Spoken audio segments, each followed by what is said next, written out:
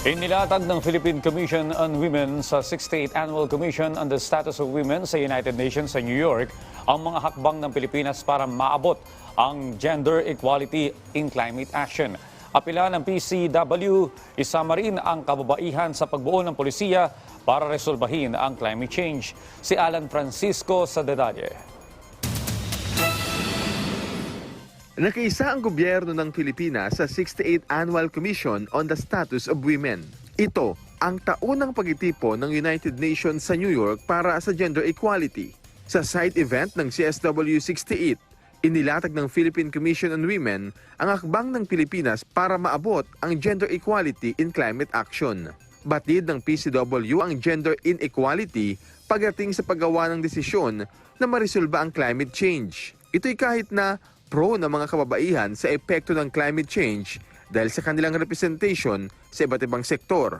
Exposure to these hazards amplifies existing gender inequalities and poses a serious threat to women's livelihoods, health, and well-being. Kaya umapila ang Philippine Commission on Women sa United Nations side event ng inclusion sa policymaking.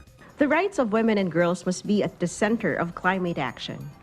Advancing the role of legal and policy frameworks in delivering a gender-responsive, just transition, an often overlooked pathway, is critical. As a response, we have ensured that the recently adopted Philippine National Adaptation Plan and Nationally Determined Contribution Implementation Plan are gender-responsive and guarantee inclusive and equal representation in the decision-making process. Siniguro naman ng PCW na gumagawa ng hakbang ang Pilipinas para marinig ang boses sa mga kababaihan. We must strengthen inclusive decision-making so that the voices of women and girls are heard and gender equality and climate action is achieved.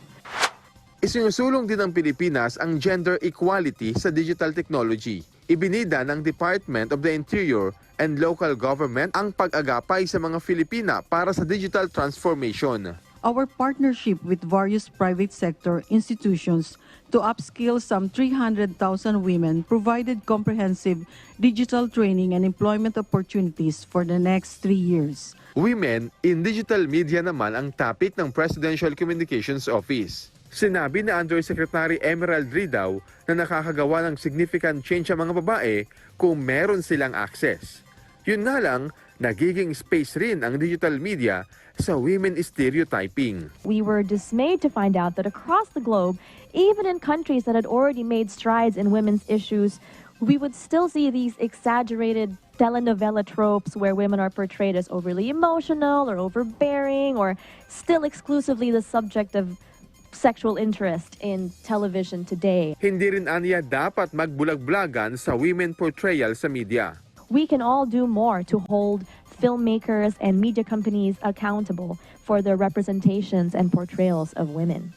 And of course, lastly, there is a parallel need to invest in education, and I think we've heard this from all of our speakers, to invest in more capacity building programs that really equip young women with the skills to excel in the digital media landscape. Meron ding paalala ang PCO sa mga kababaihan para maging women in digital media. I'd like also for everybody to remember that you do not need a huge follower base or tech-savvy video editing skills to become a woman in digital. With access to the internet, initiatives from your government, and support from your communities, every woman can be a woman in digital. Kasama rin ang Commission on Higher Education sa nagtutulak ng gender equality. Binigyang diin ni Professor Edna Imelda Fernandez Ligaspi ang halaga ng quality at accessible education sa mga babae. Alan Francisco para sa Pambansang TV sa Bagong Pilipinas.